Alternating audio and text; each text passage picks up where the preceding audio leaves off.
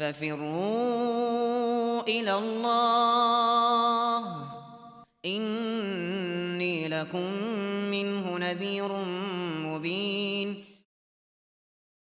Baik, baik Ustadz, perkenalkan saya Bagus dari Fakultas Ekonomi Bisnis Universitas Indonesia.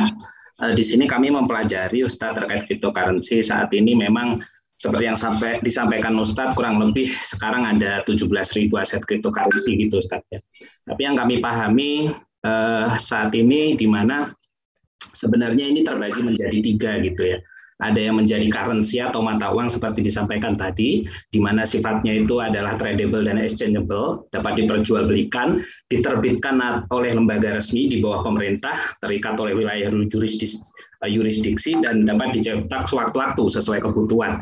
Dan nilainya relatif stabil. Nah ini contohnya kriptonya misalnya Tether Ustadz, atau USDT, USDC ini ada stabil, nilainya tidak berubah. Backup asetnya yaitu US dollar ya.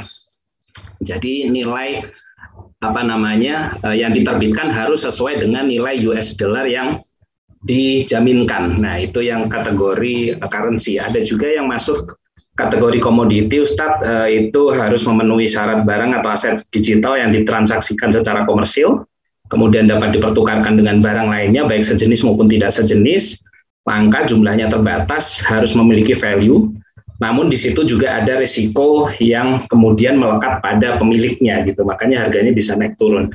Nah ini contohnya bukan Bitcoin, tapi misalnya Ripple ya. Jadi Ripple itu salah satu kripto yang di situ dia memiliki teknologi HODL ya. HODL itu on demand liquidity untuk transaksi SWIFT. Jadi transaksi SWIFT itu pengiriman uang gitu dari satu negara ke negara lain. Kalau dulu misalnya dari bank ya kita berada di luar negeri gitu mau kirim duit ke Indonesia dalam bentuk dari dolar ke rupiah gitu. Nah itu harus lewat bank dan dalam waktu 1 minggu. Nah ini Ripple dia tidak menggantikan bank, tapi dia bekerja sama dengan bank, misalnya dengan National Bank of Egypt di Mesir, atau Lulu di Dubai, atau Vietnam, atau Korea. Di Indonesia juga ada yang kerjasama dengan Ripple. Jadi dia pakai crypto XRP ya, itu untuk transfer misalnya nilai ada satu case dari Jepang ke Amerika, dia transfer $1 juta, itu biayanya hanya 100 perak gitu ya. 100 perak. Kalau kita pakai bank, wah itu kena persen gede sekali gitu ya. Jadi ini ada teknologinya namanya XRPO, itu masuk kategori komoditi. Nah kemudian ada yang masuk kategori sekuritas atau surat berharga. Jadi biasanya dia mekanismenya seperti initial coin offering atau ICO gitu ya. Jadi kalau dia sifatnya itu harus dipertukarkan dengan aset lainnya dengan nilai sepadan dan dipersepsikan memberikan nilai imbal balik di masa mendatang dan dijamin oleh pihak ketiga, misalnya pemerintah. Kalau di Indonesia misalnya Bapepti ya, kalau di Amerika itu misalnya SEC gitu ya. Nah, artinya yang kami pahami memang kripto ini ada 3 jenis, dan kalau kami baca fatwa MUI itu ada yang diharamkan kalau dia dalam bentuk currency. Apabila misalnya Bitcoin dianggap currency, kami juga tidak setuju karena dia tidak diterbitkan oleh jurisdiksi tertentu gitu misalnya ya. Jadi kalau diharamkan kami sepakat itu gitu ya. Tapi di fatwa MUI yang ketiga dia juga bisa jadi halal gitu ya kalau mengandung sil'ah. Nah itu kalau kami kaji di sini misalnya kayak Ripple tadi ya. Kemudian ada kalau yang sekuritas tadi itu contohnya sebenarnya mirip kayak saham Ustadz ya. Jadi dia ICO. Nah salah satu contohnya misalnya token Celsius gitu. Tapi dia bisnisnya lending ya, simpan pinjam. Jadi ketika kita beli token si Celsius maka itu representasi. Ya, boleh disingkat mungkin pertanyaannya?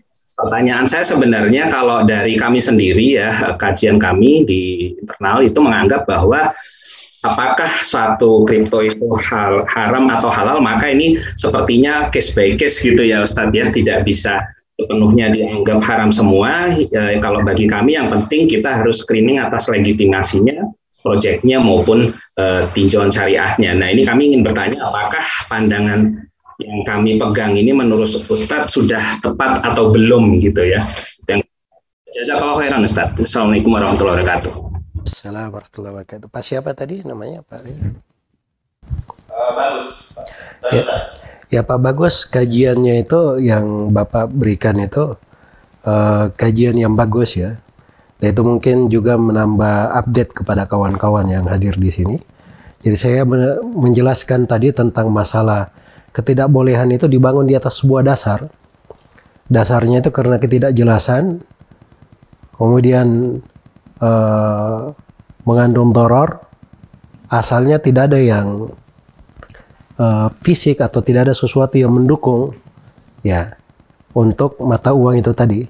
Tapi kalau dia berfungsi sebagai mata uang benaran seperti mata uang yang ada sekarang, ya ada fisiknya sebenarnya, maka itu kan kita sudah mata uang rupiah boleh, dolar boleh dan seterusnya.